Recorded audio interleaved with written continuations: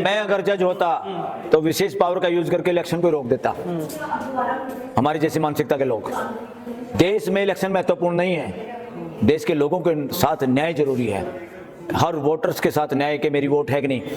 Vote काटने के लिए जल्दी नहीं होनी चाहिए, लंबा समय होना चाहिए, और जिसकी वोट काटने उसके पीछे कारण होना चाहिए। तुम नए डॉक्यूमेंट मांग के लोगों को तंग नहीं कर सकते सबको। अगर कहें सारे एमएलए एमपी जिन्होंने एफिडेविट दिया है अपनी एजुकेशन प्रॉपर्टी के बारे में, वो सारे के सारे देश के सामने पार्लियामेंट में अपनी डिग्रियां दिखाएं, कैसा रहेगा नरेंद्र मोदी के लिए? घुसपैठिए तो देश काफी इन लोगों को बता रहा है जो मशीन के जरिए इलेक्शन में गड़बड़ करके पैसे बांट के एमएलए खरीद के जो देश में सरकारें बना रहे हैं। ट्रेनिंग नहीं दे रही जो पॉलिटिकल पार्टियां, उनके लाइसेंस या उनकी मान्यता रद्द कर देनी चाहिए। इस देश के अंदर उनका कोई अधिकार नहीं है पॉलिटिकल पार्टी का रजिस्ट्रेशन होने का। खाली इतने मेंबर हैं जी, फलाना है जी, ढिकड़ा, इससे नहीं। क्या आपको संविधान समझ में आता है? संविधान की नॉलेज है कि नहीं आपकी पार्टी के पॉलिटिकल वर्कर को? आप संविधान के लिए रैली या प्रोग्राम करते हैं कि नहीं करते? इंटरनल डेमोक्रेसी तो है नहीं। तो पॉलिटिकल पार्टीज इस देश के लिए कैंसर बन चुकी हैं। जिस तरीके से बंगाल पे फोकस है और बंगाल में ये कहा जा रहा है कि टीएमसी लगातार आरोप लगा रही है कि वहाँ पर बहुत बड़ा जो है घोटाला करके से एसआईआर के माध्यम से 27 लाख लोगों को हटाया गया है। इससे क्या लग रहा है अब वहाँ पे कैसा सरकार बनने की जा रही है? देखो, ना तो ट्रांसपेरेंट न्याय मिला सुप्रीम कोर्ट से, और पूरे देश का ज्यादातर लोगों का, ज्यादातर वकीलों का यही मानना है ना सुप्रीम कोर्ट न्याय कर पाई। सुप्रीम कोर्ट से न्याय होता हुआ दिखाई नहीं दिया, महसूस नहीं हुआ। न्याय महसूस करने की चीज़ है, दिखाई देने की जरूरत नहीं, ड्रामेबाजी की जरूरत नहीं है। महसूस देश को नहीं हुआ कि न्याय हुआ है। वोट काटने के लिए जल्दी नहीं होनी चाहिए, लंबा समय होना चाहिए, और जिसकी वोट काटने उसके पीछे कारण होना चाहिए।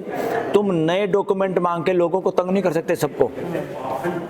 अगर कहें सारे एमएलए एमपी जिन्होंने एफिडेविट दिया है अपनी एजुकेशन प्रॉपर्टी के बारे में, वो सारे के सारे देश के सामने पार्लियामेंट में अपनी डिग्रियां दिखाएं, कैसा रहेगा नरेंद्र मोदी के लिए? जिसकी डिग्री इस देश की हाई कोर्ट और सुप्रीम कोर्ट भी देश को दिखाने में विफल हो रही हैं। हाई कोर्ट ने तो आदेश ही दे दिया, एफिडेविट में आप एजुकेशन बताते हैं, वो डिग्री आप दिखाते नहीं। डिग्री देखने के लिए लोग मुकदमा करते हैं, कोर्ट के सामने जाते हैं, तो उल्टा उन्हीं के पीछे केस बन जाते हैं। और कोर्ट के जज, हाई कोर्ट को ये समझ में नहीं आता संविधान ट्रांसपेरेंसी में मौलिकता है लोकतंत्र की कि सबसे ज़्यादा ट्रांसपेरेंसी होनी चाहिए। तो लोगों के तो तुम बार बार डॉक्यूमेंट चेक कर रहे हो, अपने डॉक्यूमेंट तुम दिखा नहीं पा रहे हो। ये दोहरापन है, लेकिन सर ये गलत है देश के अंदर। अगर चुनाव नज़दीक है, 23 अप्रैल को वोटिंग होनी है, उसके पास अब कम समय बचा है, और इसमें अगर तमाम तरीके की समस्याएं अगर जनता बता रही है, सुप्रीम कोर्ट के माध्यम से सुनवाई खत्म हो गई है, एक लिस्ट बन गई है, क्या लग रहा है इसको सुप्रीम कोर्ट को हस्तक्षेप करके इस चुनाव पे रोक मैं अगर जज होता तो विशेष पावर का यूज करके इलेक्शन को रोक देता।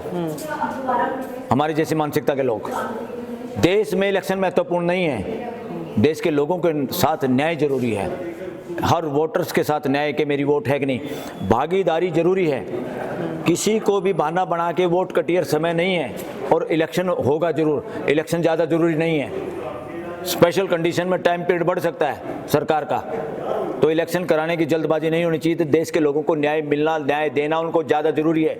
ये सुप्रीम कोर्ट की ड्यूटी थी, ये सुप्रीम कोर्ट की ड्यूटी है।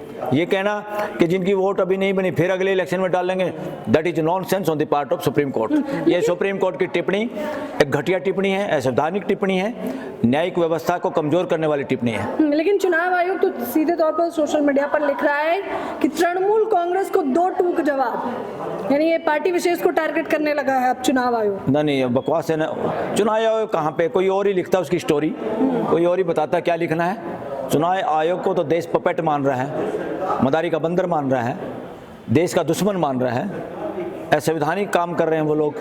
और उसको हटाने के लिए भी जो वो किया था इम्पीचमेंट के लिए, उस पे भी वहाँ पे जो स्पीकर या सभापति हैं वो टांग अटकाए हुए हैं। अरे देश की जनता भ्रष्ट लोगों को हटाना चाहती है, तुम उनके पैरोकार बन रहे हो, तुम प्रोसीजर में उलझाना चाहते हो देश को, मूर्ख बना रहे हो देश को। ऐसे लोगों का तो इलाज होना चाहिए था। इसका मतलब सारी जगह पे, हर जगह पे देश के साथ अन्याय हो रहा है। संवैधानिक संस्थाएं और उनमें बैठे हुए लोग देश के साथ खुलेआम अन्याय कर रहे हैं। लेकिन सर बंगाल चुनाव में अब क्या होगा अगर ये एसआईआर इसी वोटर लिस्ट के आधार पे अगर चुनाव होता है? देखो, और जिस तरीके से बीजेपी चाह रही है कि पूरे देश भर में बंगाल ही एक ऐसा बच्चा है कि बंगाल को वो टारगेट कर रही है कि बंगाल को हम यूसीसी भी लागू करेंगे और तमाम चीजें लागू करेंगे, और इसके साथ साथ घुसपैठिया वाला जो चीज बताती है, घुसपैठिया हर जगह है। देखो, घुसपैठियों को कौन कहता है देश में घुसपैठिया होना चाहिए? कोई अगर उल्लंघन करके न्याय का या किसी कारण का, किसी कानून का आया भी है, उसका भी एक कानून के तहत इलाज है। इंटरनेशनल लॉ भी उसके बीच में आता है। कोई डर के मारे भाज के आया है, कोई गरीबी के बारे में भाज के आया है, जो लाचार है। मानव जाति एक जाति है। देश के बॉर्डर इधर उधर क्रॉस भी कर लिए किसी ने, तो उनके साथ आप अन्याय नहीं कर सकते। उनको भी फंडामेंटल राइट टू लाइफ है हमारे संविधान के तहत, उनकी भी डिग्निटी है, उसके साथ आप मानित करके आप बेइज्जती नहीं कर सकते। कानून के तहत उनके साथ ट्रीट किया जाना चाहिए और करना पड़ेगा। बिना उसके आप घुसपैठिया करके ड्रामेबाजी नहीं कर सकते।